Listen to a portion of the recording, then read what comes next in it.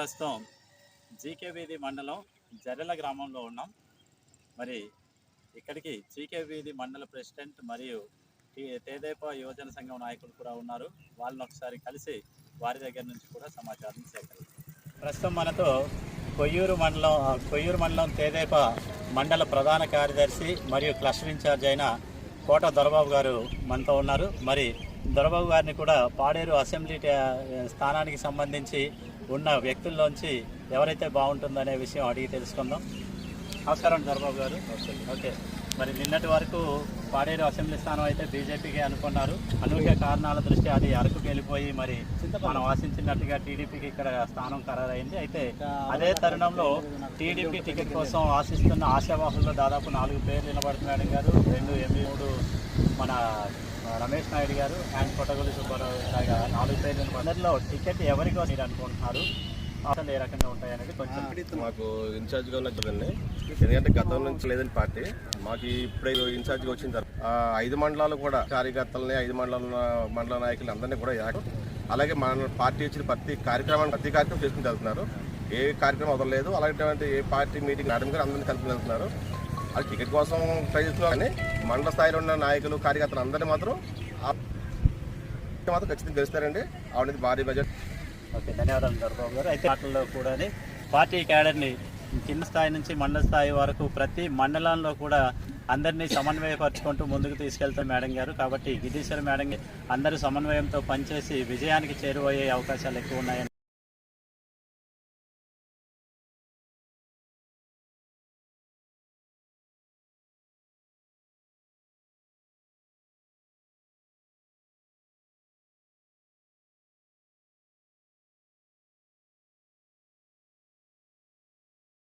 నాగభూషణం గారు కూడా ఉన్నారు. వారి యొక్క వివరాన్ని కూడా ఒకసారి తీసుకుందాం. నమస్తే అండి. ఈరోజు తెలుగుదేశం పార్టీ ఇంత బలోపేతానికి సాక్షాత్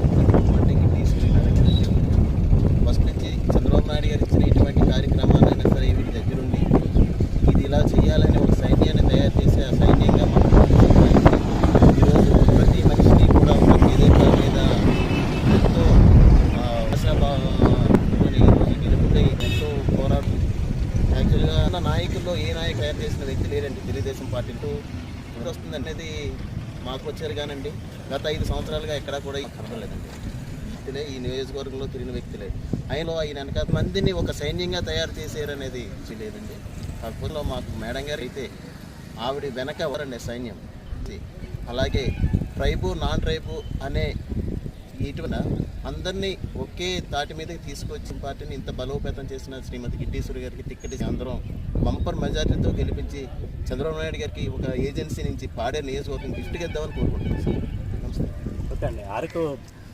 అరకు పార్లమెంట్ బీసీసీఎల్ అధ్యక్షులు నాగభూషణం గారు కూడా మరి అధిష్టానం ఏ కార్యక్రమాన్ని అప్పచెప్పినా నిర్విరామంగా దాన్ని ముందుకు పార్టీని బలోపేతం చేయడంలో పెంచారు గిడ్డీశ్వర్ మేడం గారే. కాబట్టి రావాలని చెప్పి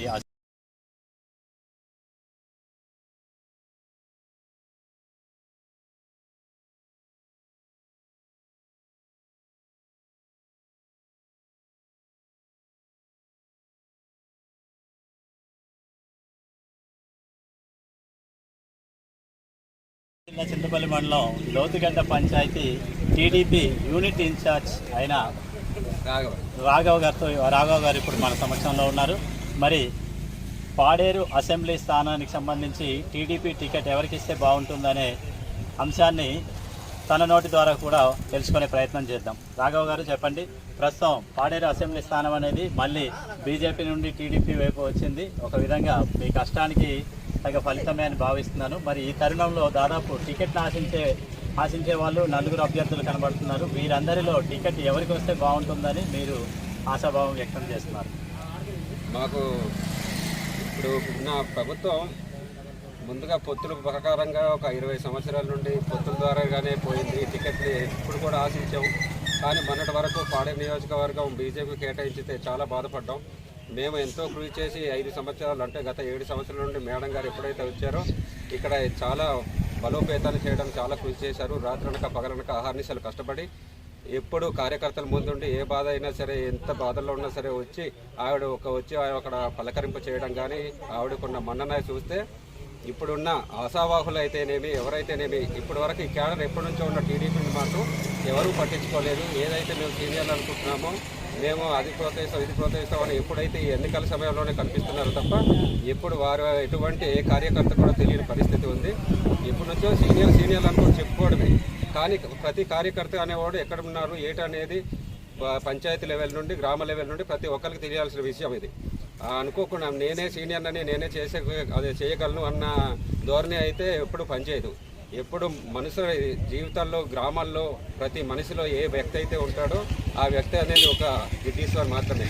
ఆవిడకే కేటాయిస్తే పూర్తిగా ఫుల్ మెజార్టీతో మేమందరూ గెలిపించుకోవడానికి మా పంచాయతీ అలాగే మా మండలం అందరూ కూడా పూర్తిగా ఉన్నాము.